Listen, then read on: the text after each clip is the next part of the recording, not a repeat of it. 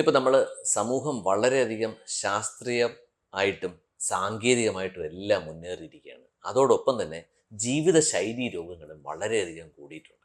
ഇതിലൊരു പ്രധാനപ്പെട്ട ജീവിതശൈലി രോഗമാണ് രക്താതിസമ്മർദ്ദം അഥവാ ഹൈപ്പർ ടെൻഷൻ അഥവാ ഹൈ ബ്ലഡ് പ്രഷർ. ഇന്നിപ്പോൾ സമൂഹം പുരോഗതിക്കനുസരിച്ച് ഹൈ ബ്ലഡ് പ്രഷർ വളരെയധികം കൂടിയിട്ടുണ്ട്. പഠനങ്ങൾ പറയുന്നത് രക്താതിസമ്മർദ്ദം 20 മുതൽ 30% രോഗികൾക്കുണ്ടെന്നുള്ളതാണ്. പലരുടെയും രക്താതിസമ്മർദ്ദം അറിയാറില്ല. നമുക്കറിയാം, ഇപ്പോൾ കടലിൽ ഒരു ഐസ്ബർഗിൻ്റെ ഭൂരിഭാഗവും കടലിനടിയിലാണ്, പുറത്ത് കുറച്ചേ കാണുന്നുള്ളൂ. അതുപോലെയാണ് രക്താതിസമ്മർദ്ദത്തിൻ്റെ കാരണം. രക്താതിസമ്മർദ്ദം ഉണ്ട് എന്ന് പലപ്പോഴും രോഗലക്ഷണങ്ങൾ വളരെ കുറവാണ്. കൂടുതലും സൈലൻ്റായിട്ട് BP കൂടി നിൽക്കുകയായിരിക്കും. അപ്പോൾ ഇടയ്ക്ക് BP ചെക്ക് ചെയ്യുന്നതിൻ്റെ പ്രാധാന്യം അതുകൊണ്ടാണ്. പലപ്പോഴും പറയും, എന്തിനാ BP നോക്കുന്നത്, എനിക്ക് BP ഇല്ല, അല്ലെങ്കിൽ എനിക്ക് തലവേദനയില്ല, അല്ലെങ്കിൽ എനിക്ക് കിതപ്പില്ല. അങ്ങനെയല്ല. BP എന്ന് പറയുന്നത് ഒരു സൈലൻറ്റ് കില്ലറാണ്. അതുകൊണ്ട് ഇടയ്ക്ക് നിങ്ങളുടെ BP നോക്കണം. പലപ്പോഴും BP കൂടി എന്ന് പറഞ്ഞ് ഒരു രോഗലക്ഷണവും വേണമെന്നില്ല. ആദ്യമായിട്ട് ഒരാൾ പലപ്പോഴും കിതപ്പായിട്ട് ആശുപത്രിയിൽ വരികയോ, അല്ലെങ്കിൽ ഒരു നെഞ്ചുവേദനയായിട്ട് വരികയോ, അല്ലെങ്കിൽ ഒരു സ്ട്രോക്ക് കാരണം കുഴഞ്ഞു വീഴുകയോ ചെയ്യുമ്പോഴായിരിക്കും ഈ രക്തസമ്മർദ്ദം കൂടുതലായിരുന്നല്ലോ, നേരത്തെ നോക്കേണ്ടതായിരുന്നല്ലോ എന്ന് പലപ്പോഴും ആലോചിക്കുന്നത്. അപ്പോഴത്തേക്കും പലപ്പോഴും വളരെ വൈകിപ്പോയെന്നും വരാം.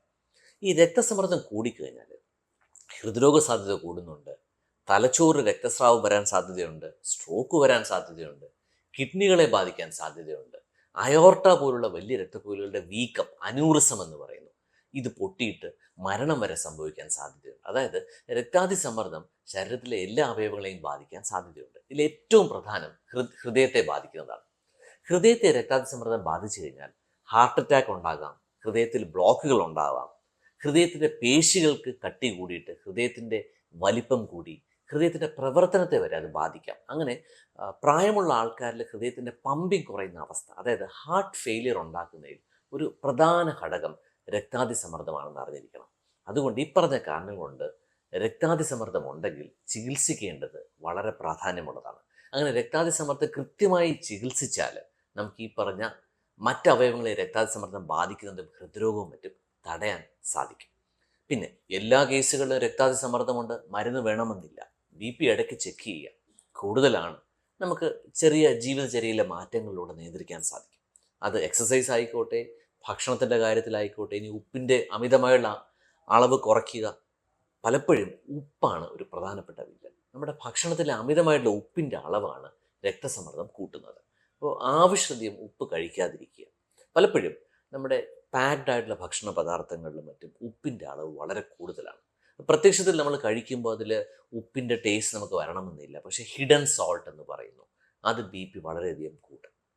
അതുപോലെ ഉറക്കത്തിൻ്റെ കുറവ് BP ആയിട്ട് വളരെയധികം ബന്ധമുണ്ട്. സ്ഥിരമായിട്ടുള്ള ഉറക്കക്കുറവ് BP കൂട്ടാൻ കാരണമാകും. ഇനി അമിതമായിട്ടുള്ള ചില മരുന്നുകളുടെ ഉപയോഗം, ഡോക്ടർമാരുടെ നിർദ്ദേശമില്ലാതെ ഉപയോഗിക്കുന്നത്, ഇതും BP കൂട്ടും. മറ്റു ചിലർക്കാകട്ടെ BP കൂടുന്ന സ്ട്രെസ്സ് കൊണ്ടായിരിക്കാം. അത് പലതരത്തിലുള്ള സ്ട്രെസ്, വർക്ക് സ്ട്രെസ്സോ മറ്റോ ആകാം. പിന്നെ മദ്യപാനം കൂടുന്നതും BP കൂട്ടും. അപ്പോൾ BP കൂടിയെന്ന് കണ്ട് ആദ്യം ഉടനെ മരുന്ന് തുടങ്ങണം എന്നില്ല. ഈ പറഞ്ഞ കാര്യങ്ങൾ ഉപേക്ഷിക്കുക, ജീവിതചര്യയിൽ കാതലായിട്ടുള്ള മാറ്റങ്ങൾ വരുത്തി നോക്കുക.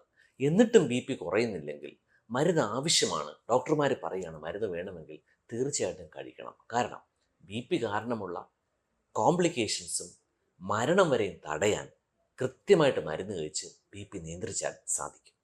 Thank you.